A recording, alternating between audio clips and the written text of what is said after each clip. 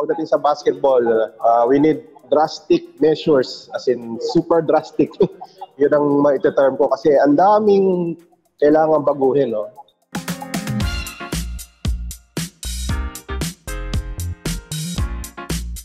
Well, kung ano nangyayari sa court ngayon, wala tayong magagawa kasi yan na yung team. So, I think we have to magpasalamat pa rin tayo sa mga players, no, for their effort kasi sila yung nasa court eh. Sila naman yung nag-effort dyan. I'm sure they wanted to win but syempre malalakas yung kalaban. I think kung gusto nating maging competitive sa buong mundo pagdating sa basketball, we need drastic measures, as in super drastic.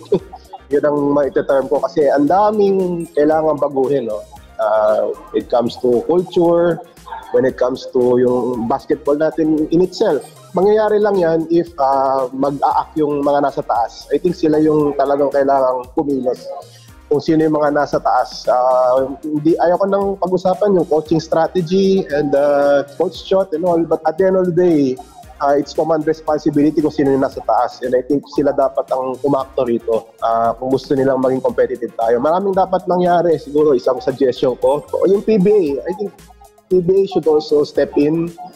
Kalimutan na natin yung mga professional rules. Mag-FIBA rules na tayo para kahit sa liga lang natin, alam na nila yung FIBA rules, hindi na kailangan mag-adjust. That's one. Second, they need to improve their parity dahil nga also develops the league. It develops the players.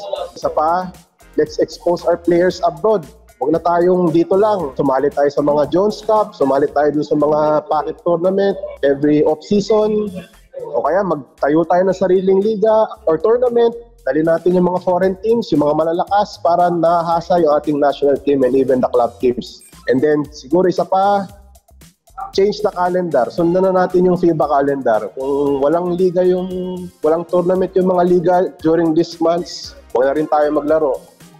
Sundin na natin yung FIBA. Kung may mga window, maganda tayo. Kung may off-season tayo, dapat walang laro. Yung mga ganung bagay. And then, kung gusto natin si Coach Tab, yes, agree ako si Coach Tab.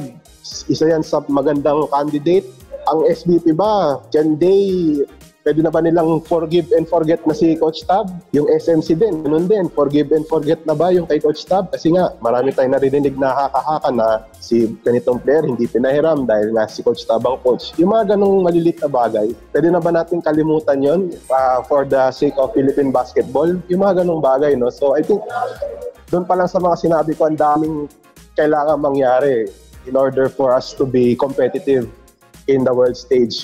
Meron pa mga grassroots program na dapat i-implement, maghanap ng malalaki, maghanap ng mga shooters. Ang daming dapat mangyari. And at the end of the day, gagawin ba ng ating mga leaders? I think sila ang makakasagot nun. Siguro for us to be competitive, drastic measures and siguro political will na rin on their part. So yun ang aking medyo mahaba-habang final word.